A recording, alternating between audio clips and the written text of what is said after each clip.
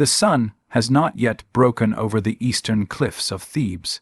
In the stillness before dawn, the palace of Malkata stirs. A lone priest moves through shadowed corridors, his sandals whispering against painted limestone. The air hangs thick with frankincense from the night's rituals, mixing with the scent of lotus blossoms floating in reflecting pools. Somewhere deep within the palace, a servant lights the first oil lamp. Its flame catches, flickers, and holds. This is 1350 BC, the heart of the New Kingdom, the height of Egyptian power.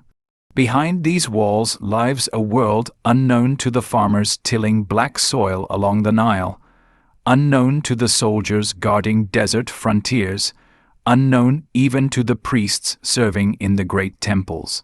Here, in chambers adorned with gold and lapis lazuli, the true power of Egypt breathes, schemes, loves, and betrays. The palace is waking, and with it, the secrets of the pharaoh's court. What happened within these walls shaped dynasties, toppled kingdoms, and carved the future of an empire that would stand for 3,000 years. This is the world behind the throne. This is life inside an Egyptian palace. The New Kingdom of Egypt, spanning from 1550 to 1070 BC, represents the zenith of pharaonic civilization. After expelling the Hyksos invaders and reunifying the land, Egypt's rulers transformed their kingdom into an empire. The 18th, 19th, and 20th dynasties saw Egyptian armies march into Nubia, Syria, and the Levant. Tribute flowed from vassal states. Gold poured from Nubian mines. The royal treasury swelled beyond measure. And at the center of this vast empire stood the palace, not a single structure, but a complex ecosystem of power. The primary royal residences included the sprawling palace at Thebes, the administrative hub at Memphis, and later the magnificent Pyramises in the Delta. Each served as both home and government center, housing not just the royal family but hundreds of officials, priests, servants, craftsmen, and guards. The Palace of Malkata, built by Amenhotep III around 1390 BC, covered over 30 hectares on the west bank of the Nile at Thebes.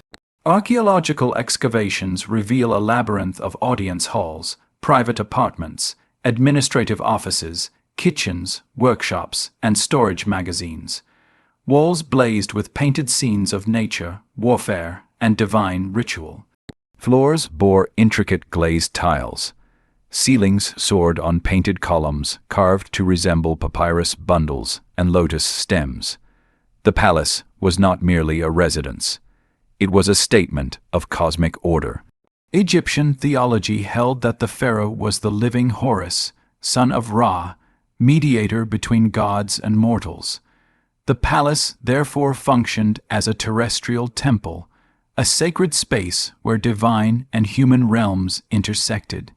Every room, every ritual, every gesture performed within these walls reinforced the fundamental belief that Egypt's prosperity depended on the pharaoh's proper maintenance of Mat, truth, balance, cosmic harmony. But maintaining Mat required more than religious ceremony. It demanded an intricate bureaucracy. The pharaoh could not govern alone.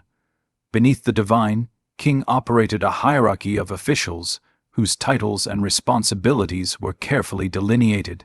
The Tjedi, or vizier, served as prime minister, overseeing taxation, justice, and administration. In the New Kingdom, Egypt typically employed two viziers, one for Upper Egypt, one for Lower Egypt. They reported directly to the pharaoh, meeting in private audience to discuss matters of state. Below the viziers came a cascade of specialized administrators. The overseer of the granaries managed agricultural surplus. The chief of the treasury controlled royal wealth. The high priest of Ammon wielded enormous religious and economic power, as the temples of Ammon at Karnak commanded vast landholdings and tribute. Military commanders, chief scribes, royal architects, and diplomatic envoys all jockeyed for position and influence within the palace hierarchy. Access to the pharaoh meant power, and power was measured in proximity. The palace lay, out reflected this social stratification. Outer courts received foreign ambassadors and petitioners. Middle zones housed administrative offices where scribes bent over papyrus, recording grain deliveries, legal disputes, and military campaigns. The inner sanctum, the private apartment, remained restricted to the royal family, personal attendants, and the most trusted courtiers. Women occupied a unique space within this masculine power structure. The great royal wife held immense authority, far beyond what European medieval queens would later possess. She was not merely the king's consort, but his divine complement, the earthly manifestation of the goddess Hathor. Queens like Ti, wife of Amenhotep Roman III, and Nefertari, beloved of Ramesses Roman II, appeared in official inscriptions, participated in state rituals, and corresponded with foreign rulers as equals. Beyond the great royal wife existed an elaborate network of secondary wives, royal concubines, and the institution known as the Kenneret, the harem. The term harem carries misleading connotations from later Ottoman traditions. In ancient Egypt, the royal harem functioned as a complex political and economic institution, housing foreign princesses sent as diplomatic gestures, daughters of Egyptian nobility seeking royal favor, and the children born from these unions. The Kenneret occupied its own palace quarter, complete with workshops where women wove fine linen, crafted jewelry, and produced luxury goods. Some harem women wielded considerable influence. They educated royal children, managed estates granted to them by the pharaoh, and occasionally emerged as king makers during succession crises. Archaeological evidence from the harem palace at Ghurab reveals a sophisticated community with its own administrative staff, storerooms, and even musical ensembles. Yet for every woman of influence, dozens remained anonymous, palace servants whose names survive only in administrative records if at all. The servant class formed the palace's invisible foundation. Cooks prepared elaborate feasts in kitchens equipped with clay ovens, grinding stones, and copper cookware. Bakers produced hundreds of bread loaves daily, the staple of Egyptian diet at every social level. Brewers fermented barley into beer, consumed by everyone from pharaoh to field hand, though the royal variety was filtered, sweetened with dates, and flavored with exotic spices. Hairdressers and cosmeticians attended the royal family each morning, applying kohl eyeliner, arranging elaborate wigs, and anointing skin with perfumed oils. Fan bearers stood for hours holding ostrich, feather fans to cool the royal presence. Sandal bearers carried the pharaoh's footwear. Water bearers maintained the palace's elaborate system of reflecting pools and ornamental gardens. These servants left almost no personal record. We know them through tomb paintings, administrative texts listing rations, and occasional funerary equipment of those fortunate enough to save for burial. A woman named Murit served as a hairdresser in the palace of Amenhotep Roman III. Her modest tomb at Deir el-Medina shows her arranging a noblewoman's wig, her only claim to immortality, a skill practiced in service to power. The palace consumed resources on a staggering scale. Daily food requirements alone demanded careful coordination. A text from the reign of Ramesses Roman III lists provisions for a single royal feast: 0 loaves of bread, 200 geese, 100 cattle, thousands of jars of wine and beer, plus dates, figs, pomegranates, and imported delicacies. Storage magazines lined with enormous ceramic jars held grain reserves to feed the palace population through lean years. Scribes maintained meticulous inventory, checking seals daily to prevent theft. Wine arrived from the Delta vineyards, labeled by year, vineyard, and vintner. Olive oil came from Palestinian tribute, incense traveled from the land of Punt, modern-day Somalia or southern Arabia. Cedar wood from Lebanon, lapis lazuli from Afghanistan, gold from Nubia, copper from Sinai. The palace functioned as the terminus of trade routes spanning the known world. Security concerns intensified with such wealth concentrated in one location.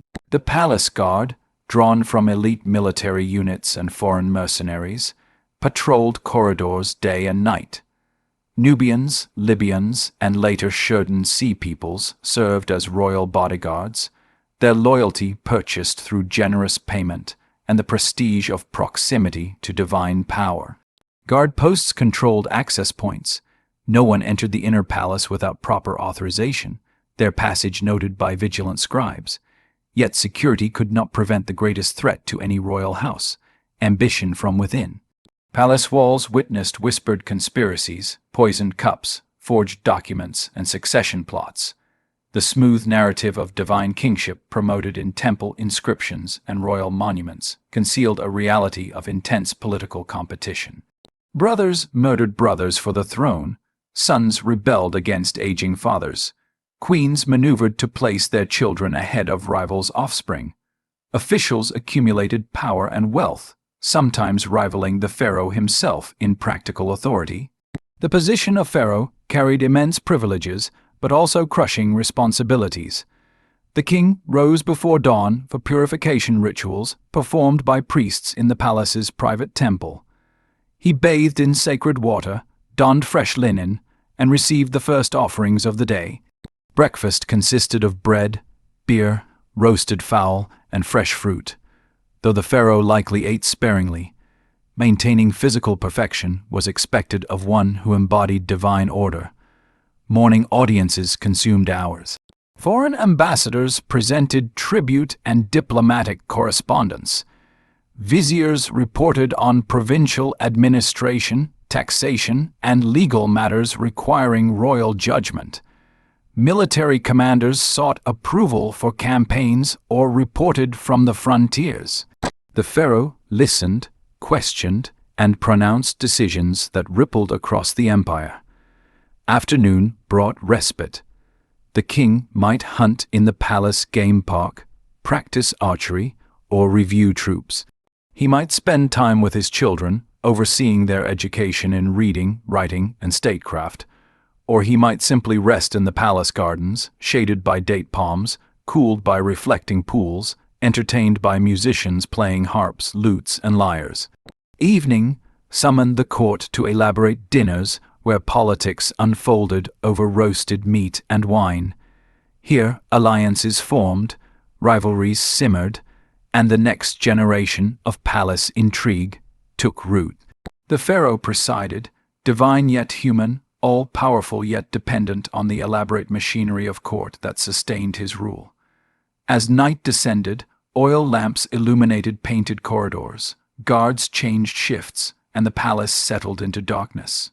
But even in sleep, power never truly rested. Someone was always watching, always listening, always plotting. Angle 1. The pharaoh's daily ritual. The pharaoh's day began not with sleep's gradual release, but with ceremonial awakening. Before the sun touched the palace walls, priests entered the royal bedchamber, chanting hymns that identified the king with Ra emerging from the primordial waters.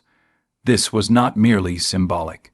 Egyptian theology held that the pharaoh's awakening literally participated in cosmic renewal, ensuring the sun would rise and Maat would prevail over chaos. The king rose and proceeded to the purification chamber.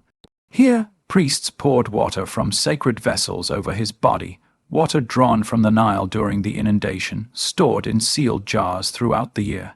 The ritual cleansing removed the spiritual contamination of sleep, the temporary death each night represented. Fresh linen wrapped his body. No garment could be worn twice without washing, for the divine body must remain perpetually pure. Dressing the pharaoh required precision. The shendik kilt, pleated and starched, fastened with an ornate belt. The Neem's headdress, striped blue and gold, arranged to frame the royal face. The false beard, braided and held by golden straps, attached to symbolize divine authority. Finally, the crook and flail, placed in crossed arms, the shepherd's staff and threshing tool that identified the king as both protector and provider. Only then could the pharaoh emerge to govern, but first came the private temple ritual. In a chamber deep within the palace, the king alone, not even priests could witness, opened the shrine containing a sacred statue. He offered bread, beer, and incense directly to the deity, speaking words of power that sustained cosmic order.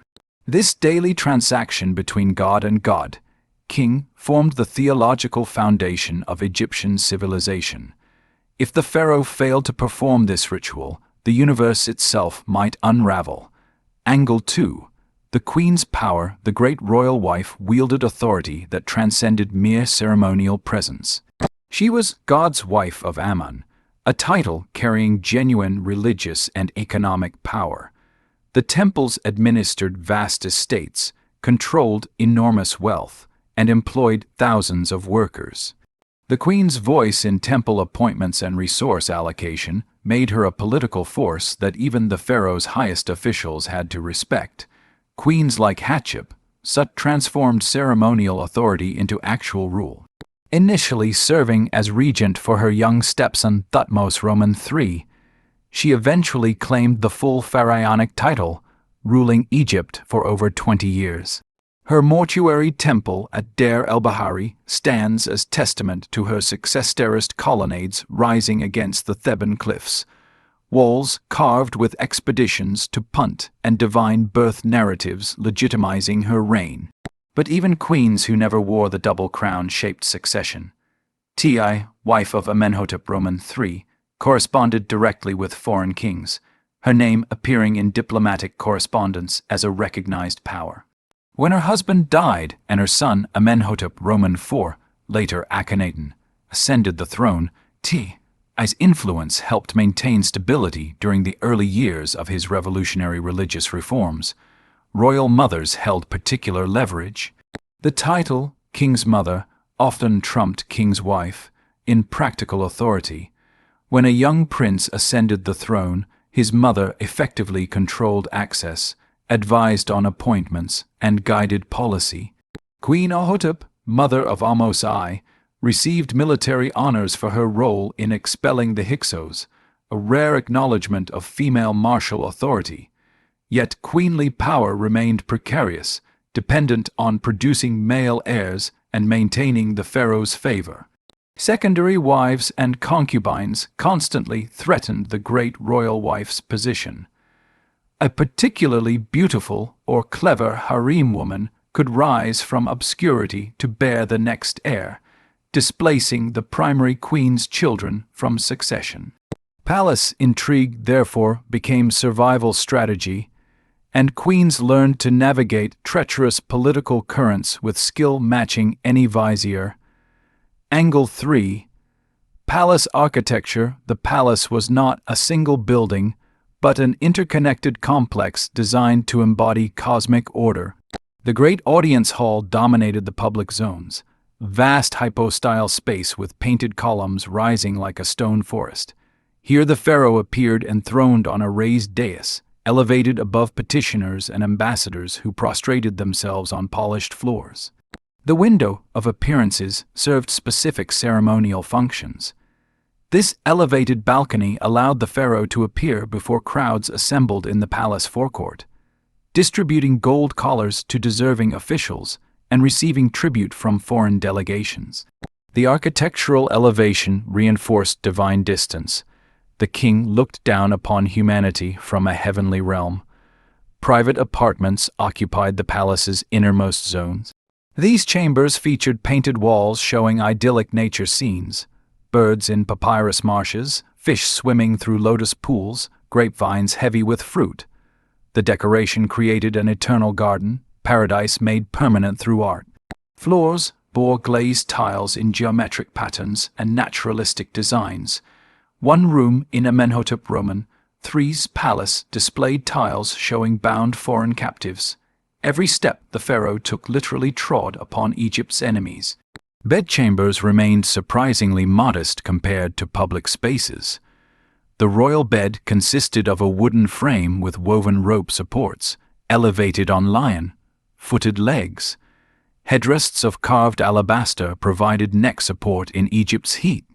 Linen sheets, changed daily, covered the sleeping surface. Windows high in the walls admitted breezes while maintaining privacy. Even in sleep, the pharaoh's chambers reflected divine order, modest comfort rather than excessive luxury, for gods need not overindulge. Gardens transformed the palace into an earthly paradise. Sycamore and Persea trees provided shade, date palms offered fruit, ornamental pools stocked with lotus flowers, and fish created cooling focal points. Excavations at Malkata revealed an enormous artificial harbor, a Tish-shaped basin large enough for royal barges, connected to the Nile by a canal. Here the pharaoh could embark on ceremonial voyages without leaving palace grounds, sailing on sacred waters under controlled conditions. Angle 4. The servant class. Beneath the glittering surface of royal ceremony existed an entire world of labor. Thousands of servants made palace life possible, yet their existence barely registered in official records. They appear in tomb paintings as background figures, in administrative papyri as ration recipients, in archaeological remains as the bones buried in unmarked graves beyond the palace walls. Kitchen servants worked in sweltering conditions. Clay ovens radiated heat throughout the day as bakers produced the hundreds of loaves required to feed the palace population. Workers ground grain on stone querns, their knees wearing grooves into the floor after years of repetitive motion. Skeletal remains from palace servant burials show arthritis in joints stressed by constant labor, teeth worn down by grit in the bread they themselves prepared. Water carriers bore the heaviest physical burden. The palace required enormous quantities of water for drinking, cooking, bathing, and maintaining gardens and pools. Young men and women hauled heavy ceramic jars from wells and cisterns, climbing stairs and traversing corridors dozens of times daily. Their reward was survival, regular rations of bread and beer, perhaps a small room shared with other servants, and the uncertain protection of palace employment in a world where drought and famine could strike without warning. Personal attendants to the royal family occupied a privileged position within servant hierarchy. To touch the divine body, to dress the pharaoh, or arrange the queen's wig, was an honor that elevated the servant above common laborers. Some attendants came from respectable families, younger sons or daughters seeking palace connections. Others rose through talent, a hairdresser whose skill with complicated braiding, a masseur whose hands eased royal tension, a sandal maker whose creations fit perfectly. These favored servants might receive gifts from their royal masters, a bracelet of silver, a jar of perfumed oil, most valuable of all, a plot in the royal necropolis where they could be buried near the pharaoh they served, ensuring proximity to divine power even in death. Tomb autobiographies of successful palace servants boast of royal favor, recording the exact words of praise the pharaoh spoke, immortalizing fleeting moments of recognition. Yet even privileged servants remained vulnerable. Palace politics could destroy them. A servant loyal to a disgraced official might find themselves suddenly cast out, their rations cut, their living space reassigned. During succession struggles, servants associated with losing factions faced imprisonment or execution. Safety lay in silence, obedience, and cultivating multiple protectors among competing court factions. Angle 5. Political intrigue. Power abhors stability.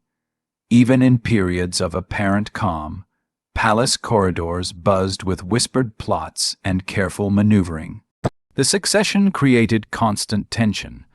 Egyptian kingship theoretically passed from father to son, but which son? The great royal wife's eldest, a younger son by a favored secondary wife, a brother, a nephew. No fixed law governed succession, only precedent and power. Officials played dangerous games. By supporting one potential heir over another, a vizier or high priest gambled his career and possibly his life. Choose the winning side and rewards follow. Increased authority, land grants, gold. Choose poorly, and the new pharaoh might strip away titles, confiscate estates, or order execution for treason. Yet refusing to choose was equally perilous. Neutrality offered no protection when the dust settled, and the victorious faction punished those who failed to support them. Women navigated this landscape with particular cunning. Royal mothers promoted their sons' claims. Secondary wives schemed to elevate their children above the great royal wife's offspring. Even princesses, daughters of previous kings, held potential power. A princess could legitimize an ambitious official by marriage, transforming him from commoner to royal son-in-law with a plausible claim to the throne. Hatshepsut's rise exemplified palace intrigue at its most sophisticated. As Thutmose II's great royal wife, she bore only daughters. When her husband died, the throne passed to Thutmose III, her stepson, by a secondary wife. But he was a child. Hatshepsut became regent, wielding royal authority while the boy king grew. Then, in an unprecedented move, she declared herself pharaoh, relegating Thutmose III to junior co-ruler. For 20 years she maintained power, supported by key officials who calculated their interests lay with her rather than the waiting heir. The court divided into factions, those loyal to Hatshepsut, those waiting for Thutmose III's inevitable assumption of sole power, and opportunists trying to profit from both sides.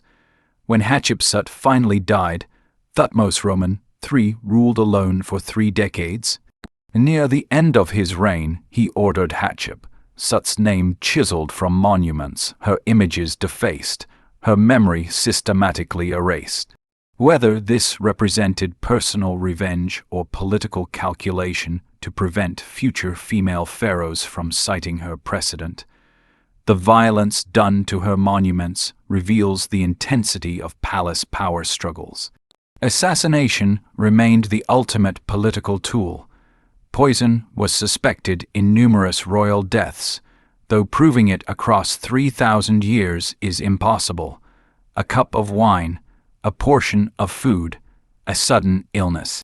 The pharaoh dead, and the succession suddenly open to whoever could seize control fastest. Palace physicians might collude, declaring natural death while hiding murder. Guards might be bribed to allow assassins access to royal chambers. Even priests might participate if they calculated a different pharaoh would prove more generous to their temple. Angle 6. Entertainment and luxury. The palace pursued pleasure with the same organizational intensity it applied to warfare and administration. Entertainment was not frivolous distraction but essential demonstration of royal magnificence. A pharaoh who could command the finest musicians, the most skilled dancers, the rarest wines, and the most exotic animals proved his mastery over the world. Feasts stretched through entire evenings.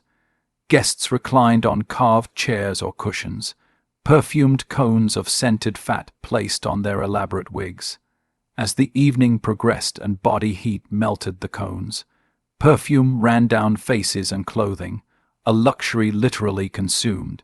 Servants circulated with platters of roasted beef, goose, duck, and fish. Bread came in dozens of varieties, sweetened with honey, flavored with cumin, shaped into elaborate forms. Dates, figs, pomegranates, and melons provided fresh sweetness. Wine flowed abundantly. The finest vintages came from Delta vineyards, stored in sealed amphorae labeled with the regnal year, vineyard name, and chief vintner. Guests competed to display wine knowledge, praising specific years and debating which vineyard produced superior whites or reds. Drunkenness was not merely tolerated but expected. Tomb paintings show guests vomiting while servants rush forward with basins. a detail suggesting such scenes were common and unremarkable. Musicians provided continuous accompaniment. Harpists plucked strings of gut or horse hair stretched over resonating chambers shaped like boats. Lute players fingered frets on long, necked instruments. Drummers beat rhythm on ceramic drums covered with animal hide. Clappers and sistrums added percussion. Female vocalists sang poems praising the pharaoh's might, the queen's beauty, the pleasure of the feast itself. Dancers moved between the tables. Young women in sheer linen or beaded nets performed acrobatic routines, backbends, cartwheels, coordinated movements that transformed the human body into living sculpture. Male dancers sometimes joined them, particularly during religious festivals when dance took on sacred significance. The line between entertainment and ritual blurred. A dance celebrating Hathor's joy or invoking fertility served both religious and recreational purposes. The palace maintained a menagerie of exotic animals. Giraffes from Nubia paced in enclosed gardens. Monkeys from Punt chattered in cages. Leopards on golden chains reclined near the throne during audiences, their presence advertising the pharaoh's dominion over nature itself. Hunting dogs bred for speed and ferocity accompanied the king on desert expeditions. Even crocodiles, captured young and tamed, lived in palace pools. Sacred to Sobek, dangerous to enemies, proof that the pharaoh controlled even the Nile's most fearsome predator. The year is 1155 BC. Ramesses Roman III sits on the throne of Egypt 29 years into his reign. He has defeated the Sea Peoples, repelled Libyan invasions, and maintained Egyptian power when neighboring kingdoms crumbled into chaos. His mortuary temple at Medinet Habu stands as testament to military triumph. Walls carved with scenes of naval battles and conquered enemies. The palace at Pyramesses hums with the routines of 3 decades. The pharaoh is aging but still vigorous, still divine, still absolute. But behind the palace walls, something deadly is taking shape. In the restricted quarters of the royal harem, a secondary wife named Ti nurses ambition that has curdled into desperation. Her son, Pentower, has lived his entire life in the shadow of the crown prince, the designated heir born to the great royal wife. Pentower will never rule.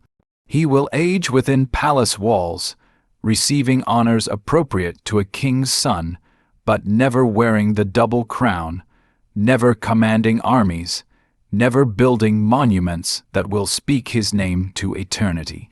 Ti refuses to accept this fate. She is no naive concubine dazzled by royal attention. She understands palace politics, has observed court dynamics for years, and recognizes that power flows to those bold enough to seize it. Her son should be pharaoh. He is capable, intelligent, physically strong, superior, she believes, to the designated heir. Only an accident of birth from the wrong womb prevents his destiny. Accidents, she decides, can be arranged. Ti begins carefully. She cultivates relationships with discontented officials, men passed over for promotion, treasurers who resent the high priest of Ammon's growing power, military commanders nursing grudges from old campaigns.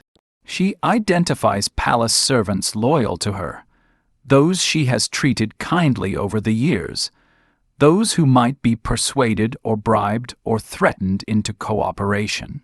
She reaches beyond the palace walls to contacts in Nubia and among nomadic tribes, building a network of potential military support should the coup succeed.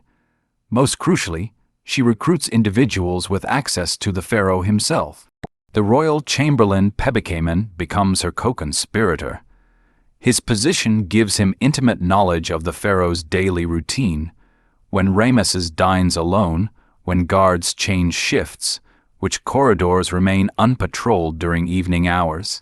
Pebekamen brings others into the plot, officials of the treasury, overseers of the harem, even a few palace guards whose loyalty proves purchasable. The conspiracy grows to include over 40 individuals. Too many, perhaps, but Ti I calculates that numbers provide both manpower and legitimacy. If dozens of officials support Pentower's claim, the transition might appear less like rebellion and more like correction of an unnatural succession. But assassination of a god, king requires more than knives and poison. It demands supernatural power. I turns to magic.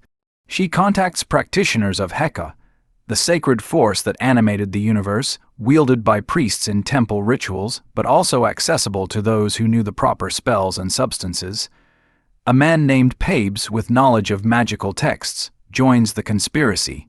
He begins crafting wax figures representing the pharaoh and his protectors, dolls that can be manipulated and destroyed to weaken their living counterparts. The Book of Overthrowing Apep, a collection of spells used in temples to defend Ra's solar bark against the Chaos Serpent, is perverted for darker purposes. Words meant to destroy cosmic evil are redirected toward destroying the pharaoh's life force. Incantations designed to weaken demons are recited over wax effigies of palace guards. The conspirators genuinely believe, that magical assault will weaken royal defenses, making physical assassination possible. They steal papyrus scrolls from the palace library. Pabes copies spells of binding and confusion, instructions for creating magical weapons, rituals to call upon dangerous deities. These texts are hidden in the harem quarters, read in whispered gatherings after dark. The conspirators burn incense, melt wax figures over flames, and recite words of power they barely understand. The plot advances on multiple fronts simultaneously. Letters travel to Nubian contacts, promising positions of power in Pentower's coming reign in exchange for military support during the transition. Treasury officials divert resources, creating hidden funds to pay bribes and purchase loyalty. Harem women are recruited as messengers, who would suspect palace wives of carrying treasonous correspondence. Guards receive gold, with promises of more once the new pharaoh rewards his supporters. A date is chosen. The conspirators will strike during a religious festival when the palace swells with visitors. Guards are distracted by ceremonial duties, and the confusion of celebration provides cover. Ramesses Roman III will be isolated, overwhelmed, and killed.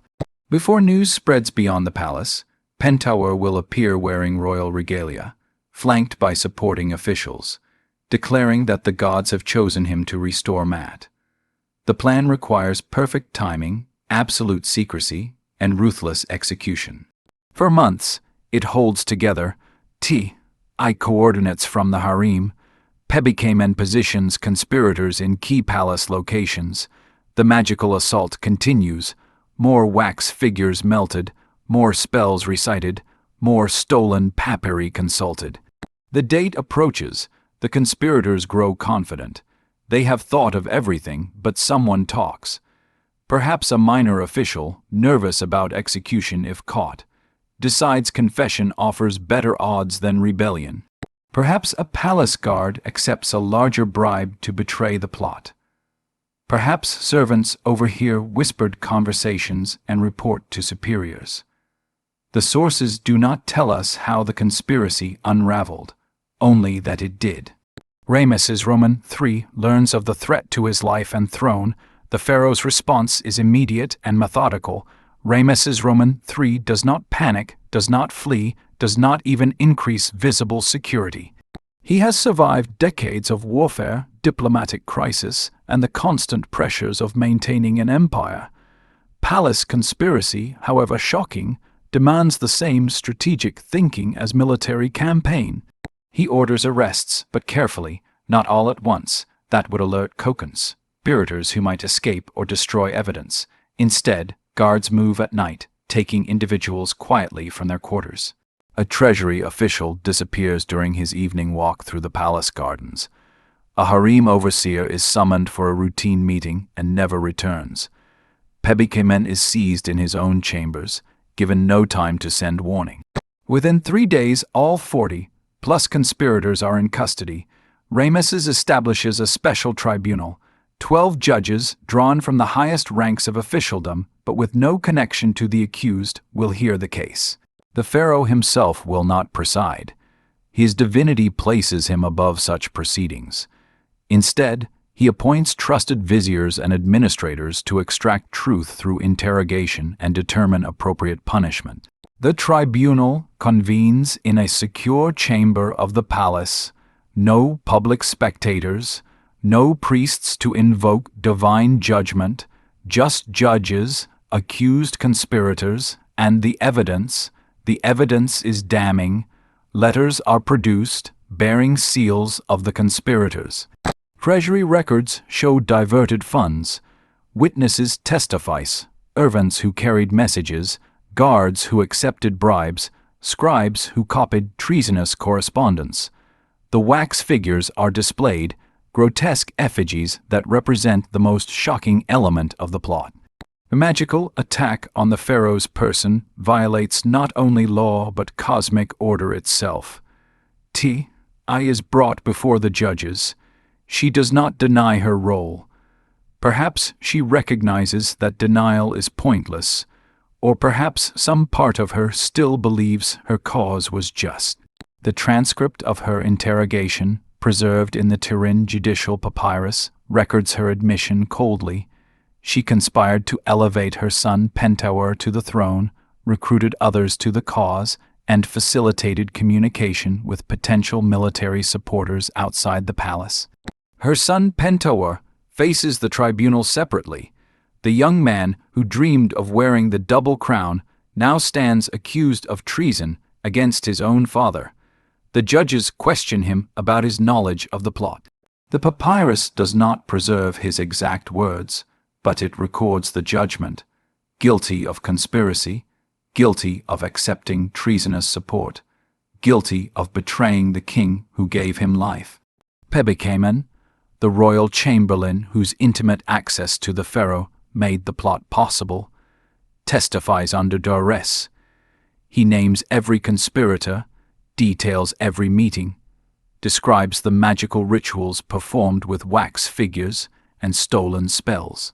His cooperation does not save him. Trust violated at that level admits no redemption. The magical practitioners face particular horror. Pabes and his associates are charged with using sacred Heka against the divine king. The spells they perverted, the texts they stole, the rituals they corrupted, each represents a tear in the fabric of Mat. Their punishment must restore cosmic balance, not merely satisfy legal justice. 6 of the judges themselves are found guilty of misconduct. During the long tribunal proceedings, these officials met secretly with female conspirators from the harem, drinking with them, feasting with them. Whether they intended to join the conspiracy or simply succumbed to temptation, their breach of judicial integrity demands punishment. They are removed from the tribunal, their property confiscated, their noses and ears cut off, disfigurement that marks them as criminals for life. The sentences begin. The principal conspirators receive death, not public execution. That would acknowledge their challenge to royal authority, giving them a stage even in defeat. Instead, they are granted the honor of suicide. A twisted mercy, allowing them to end their own lives rather than face executioner's blade or strangler's cord. Whether they actually chose death or were coerced is unknowable, but the papyrus records that they were left in their own hands and subsequently died. Ti takes poison, Bedtime opens his veins. One by one, the leaders of the conspiracy end their lives in palace chambers, dying without witness, without ceremony, their bodies disposed of without proper burial rites. For an Egyptian, this is damnation beyond death. No mummification, no tomb, no chance for eternal life in the field of reeds. They will wander forever as restless spirits, denied the afterlife they spent their lives preparing for. Pharaoh faces a particularly agonizing fate. As a king's son, he cannot be executed like a common criminal, yet his crime demands ultimate punishment. He is commanded to take his own life, a dagger, perhaps, or poison. The method is not recorded, only the result, The young man who would be pharaoh dies by his own hand, his body later mummified but buried without name, without honors, wrapped in uncured sheepskin, a ritually impure material that defiles the corpse for eternity. The lesser conspirators receive varied punishments. Some are executed conventionally. Others have property confiscated, are demoted to slavery, or suffer mutilation ears, nose, or lips removed to mark them permanently. The harem women who carried messages are imprisoned, removed from palace life forever. The Nubian contacts who promised military support, if captured, face execution as foreign traitors. The magical texts are destroyed.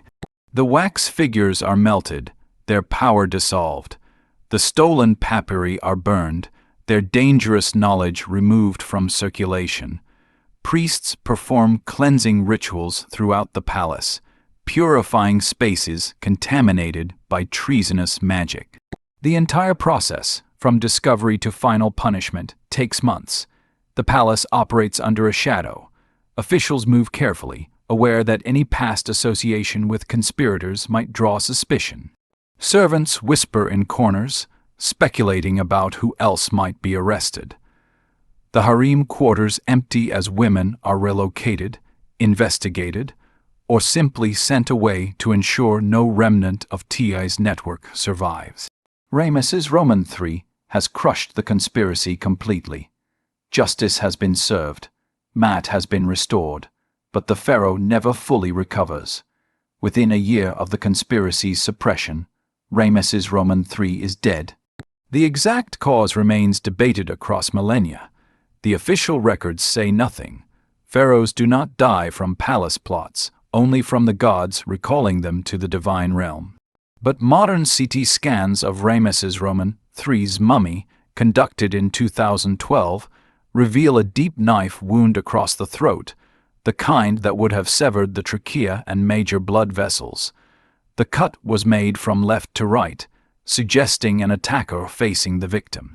Whether this happened during the conspiracy itself, or whether undiscovered assassins later succeeded, or whether the wound occurred post-mortem during mummification, scholars still argue. What is certain is that Ramesses Roman III died suddenly, and the succession proceeded exactly as he intended. His designated heir, not Pentower, not any child of the harem conspiracy, ascended the throne as Ramesses Roman IV. The transition was orderly, suggesting the conspiracy's defeat was complete. Yet the new pharaoh ruled only 6 years, and the dynasty never regained its former strength. The conspiracy's psychological impact exceeded its immediate violence. Trust, once shattered within palace walls, could never be fully restored. Ramesses Roman IV restructured palace security, increasing guards, limiting harem access, and placing trusted officials throughout the bureaucracy. But no amount of reorganization could eliminate the fundamental vulnerability. A pharaoh was surrounded by people whose ambitions might outweigh their loyalty. The divine king, for all his godhood, remained a man who could be poisoned, stabbed, or magically cursed by those closest to him. The harem institution suffered permanent damage to its reputation. Previously viewed as a legitimate political tool, housing diplomatic wives, producing potential heirs, managing textile production, it now carried associations of treachery and conspiracy. Later, pharaohs maintained harems, but the easy access harem women once enjoyed to other palace areas was curtailed. The Kenneret became more prison than privilege, its residents monitored more carefully, their communications scrutinized. Secondary wives and their children found their status diminished.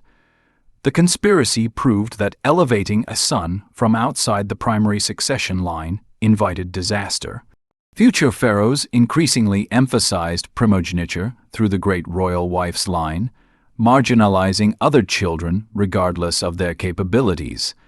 Ambitious mothers like T.I. found fewer opportunities to advance their sons through charm, intelligence, or political maneuvering. The Turin judicial papyrus itself represents an unprecedented historical artifact. Never before had Egyptian authorities created such a detailed record of conspiracy against divine kingship. Royal ideology insisted that pharaohs were invulnerable, protected by gods, embodiments of cosmic order. Yet here was a document admitting that 40 officials, including trusted courtiers and royal family members, had plotted regicide. Why was it written? Perhaps as warning to future potential conspirators, a record of what happens when ambition exceeds loyalty. Perhaps as legal precedent, establishing procedures for trying treason at the highest levels, or perhaps as an act of transparency, proving to nervous officials that justice had been served and stability restored. Whatever its purpose, the papyrus survived 3,000 years, buried in a tomb or temple archive, later purchased by Italian collectors, eventually donated to the Museo Egizio in Turin, where it resides today. The document uses euphemisms and coded language.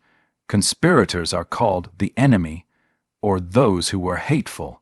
Specific details of the magical attacks are mentioned, but not fully explained. The papyrus seems designed to record facts while avoiding language that might empower future magical practitioners or give dignity to the traitor's actions.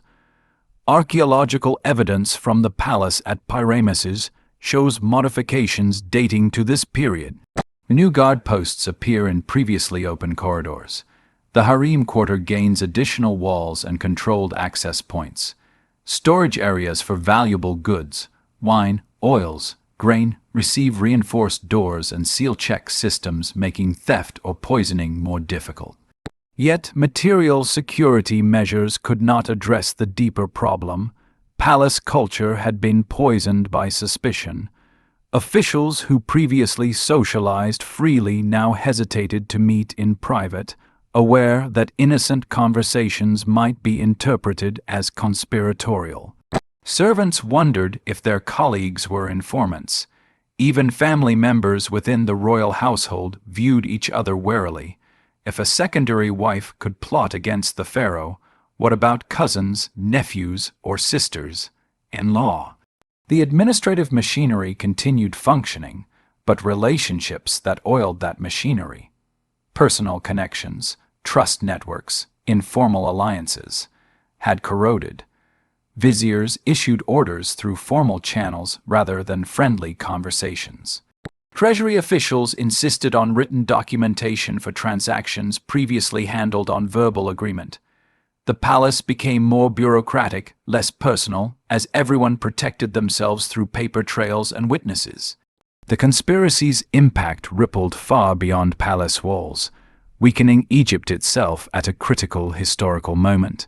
The late New Kingdom faced mounting pressures, economic strain from expensive building projects and military campaigns, invasions by Libyan tribes and sea peoples, internal unrest as temple bureaucracies accumulated wealth rivaling the crown's. The harem conspiracy exposed vulnerability precisely when Egypt needed to project strength. Foreign powers took notice. Diplomatic correspondence from this period shows Hittite and Assyrian courts questioning Egyptian stability. If a pharaoh could be threatened in his own palace, was Egypt still the invincible power it claimed to be? Tribute payments from vassal states became less reliable. Nomadic groups tested Egyptian border defenses with increased frequency. The conspiracy did not cause Egypt's decline, but it accelerated processes already underway. The 20th dynasty limped forward for another 7 decades after Ramesses III's death, producing 8 more rulers all named Ramesses, a desperate attempt to invoke the glory of the dynasty's founder, Ramesses II. But these later pharaohs were shadows of their predecessors. They built few monuments, won no significant military victories, and watched as the priesthood of Ammon accumulated power that eventually rivaled their own. Ramesses XI, the last ruler of the dynasty, presided over Egypt's effective partition. The high priest of Ammon at Thebes controlled Upper Egypt independently, while the pharaoh administered Lower Egypt from the delta. The unity that had defined Egyptian civilization for millennia fractured. The third intermediate period began, an era of competing dynasties, foreign rulers, and diminished international prestige. Historians cannot draw a direct line from the harem conspiracy to Egypt's decline.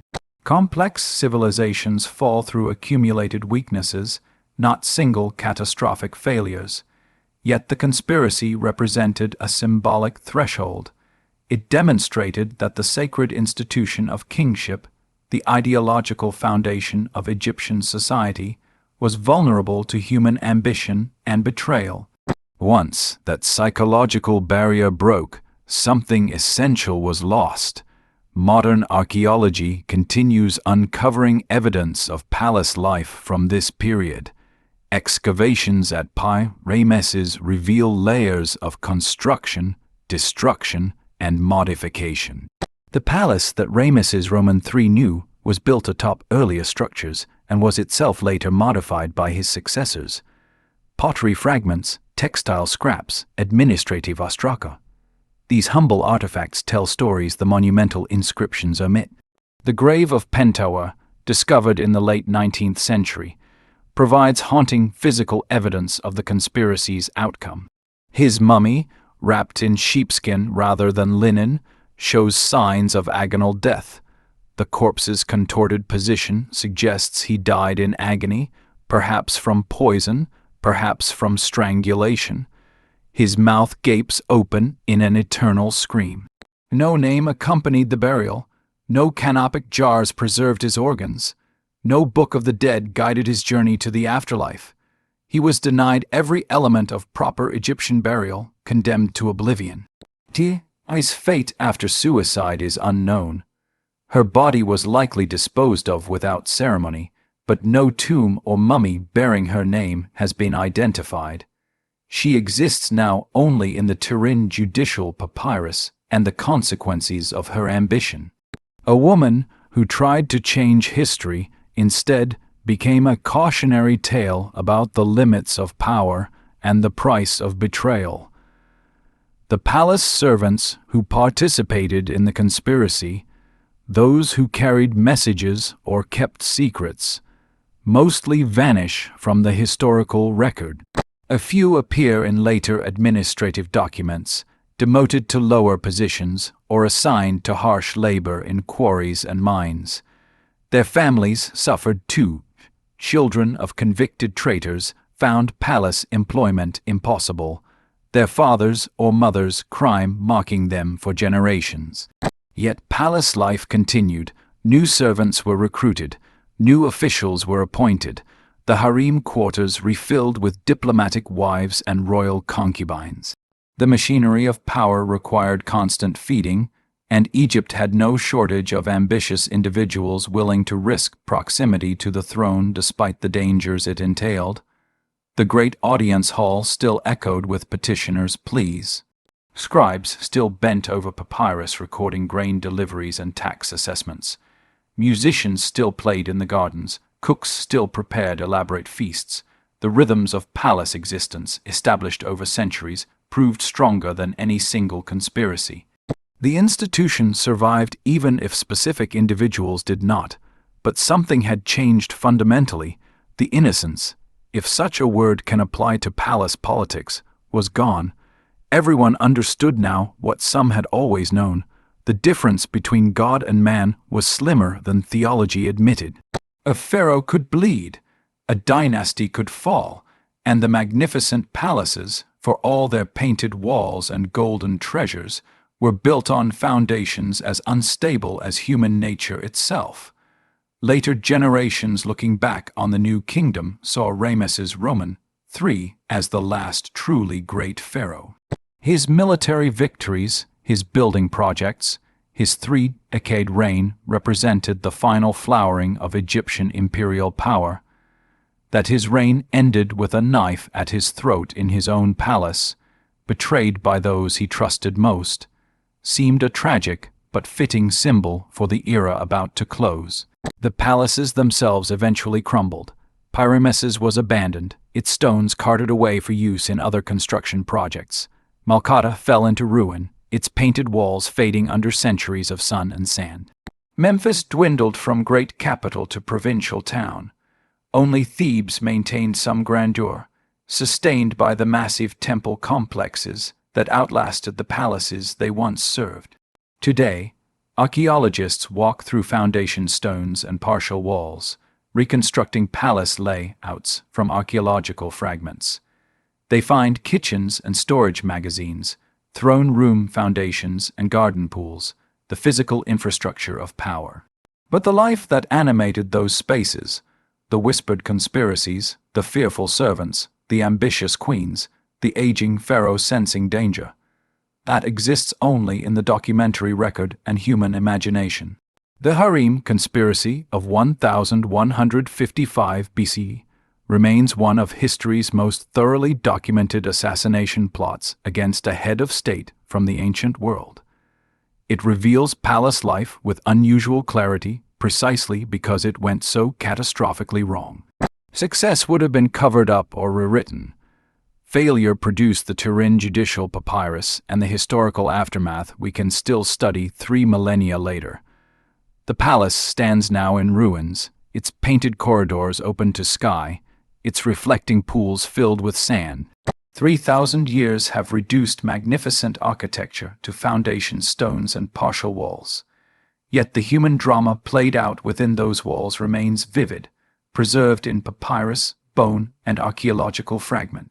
The Egyptian palace was never merely a residence. It was a stage where the eternal confronted the temporal, where divine ideology met human ambition, where cosmic order was daily negotiated through ritual, politics, and violence. The conspiracy against Ramesses Roman III exposed the fundamental tension at Egyptian civilization's heart. The pharaoh was simultaneously god and man, invulnerable yet mortal, absolute yet dependent on thousands of individuals whose loyalty could never be guaranteed. We look back across millennia at Ti's desperation, Pentower's thwarted ambition, and Ramesses Roman III's betrayal, and we recognize something timelessly human. The setting was unique. No other civilization produced quite this form of sacred kingship, this particular blend of theology and politics. But the emotions, the calculations, the fatal miscalculations, these transcend culture and era. Power attracts ambition. Proximity to power breeds both opportunity and danger. The palace, any palace, becomes a pressure vessel where human desires intensify under the weight of consequence. A servant's casual remark might reach royal ears and change policy.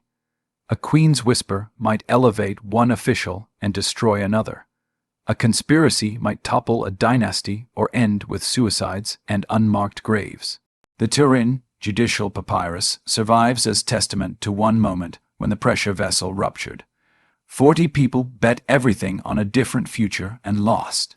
Their names, preserved in the very document condemning them, speak to us still, not as villains or heroes, but as humans who gambled and failed in the most dangerous game imaginable. Life inside the Egyptian palace was magnificent and terrible, luxurious and precarious, divine and utterly human. The painted walls showed paradise. The lived reality was more complicated. Beauty and brutality coexisted. Ritual and murder occupied the same corridors. The same hands that arranged the pharaoh's wig might mix poison into his wine. We cannot know what Ramesses Roman III thought in his final moments, whether assassination succeeded or whether he died of other causes shortly after defeating the plot. We cannot hear Ti's final thoughts as poison burned through her body. We cannot witness Pentower's last breath, his dream of kingship dying with him. But we can stand in the ruins, read the ancient records, and understand that 3,000 years ago, people loved and feared and plotted and died in pursuit of power, security, and legacy. The palace is gone, the dynasty fell, the empire crumbled, the human story endures.